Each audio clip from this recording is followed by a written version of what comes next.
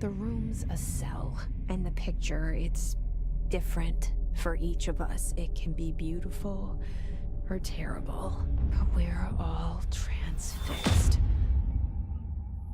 But it's all a lie. Something to distract us from the truth. They're lying to us. We're lying to ourselves. The room's not the world. The world is much bigger and much stranger. Hi, I'm Jill and welcome to my video review of the Remedy game Control. Remedy continue deeper into the sci-fi and paranormal world and introduces to the oldest house, the location of the top-secret Federal Bureau of Control. In this game you play protagonist Jessie Faden, who arrives at the oldest house seeking the whereabouts of her younger brother Dylan. It's clear early on that Jessie herself might not also be your standard average Joe, and is fast-tracked to the position of Bureau Director following the demise of previous Director Zachariah Trench. As far as inductions and first days on the job goes, Jessie's is pretty hardcore.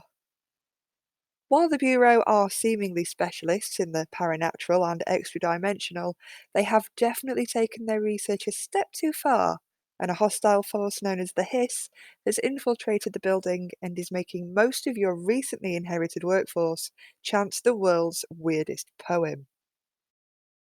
Straight away, you are struck by the incredible design of this game.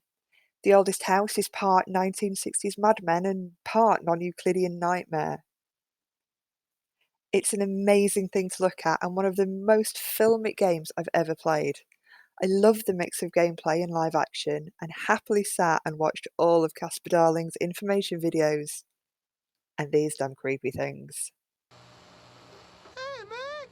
What are you drawing? I'm drawing a dog! I'm drawing the pyramid. The what? The pyramid.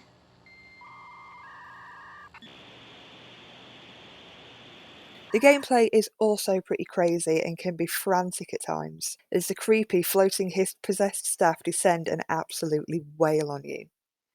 Even though you unlock various telekinetic abilities and can amp their effectiveness up over the course of this game, you never feel truly overpowered, as enemies can and will frequently take you out in 1 to 2 hits. Combat does feel especially geared towards using your powers and should not be confused with a shoot and cover game, as the cover mechanics are well rubbish, unless you use your shield power all the time. This isn't the longest game in the world, and there are only 10 main quest missions, and I did manage to complete it in under 20 hours. But the story is fully compelling and it has definitely left me wanting more. Sadly, the thing that lets this game down massively are the frame rate issues. These have been widely reported and discussed, with the PS4 being the console that suffers the most. Remedy have, however, said they are looking to fix these issues in an upcoming patch, and I'm hoping for more updates down the line, including some arty DLC maybe? Arty. Did you miss me? Did you have piss in your sock? Yes. Overall, this is an unbelievably impressive game, when it works. The frame rate issues and textures taking a while to load, sometimes not loading at all, are an unfortunate smear on this masterpiece, and it did leave me feeling a tad disappointed that I shelled out £50. Sadly, at the moment, I'm learning a lesson that you should never pick up and play a game on launch. Still, it's a great game that I'm probably going to go back to, almost certainly if more content lands. If you are one of the lucky ones with a PS4 Pro, you might be able to sidestep a few of the quality issues mentioned, but I'd probably hold off on buying this until the patch has been released.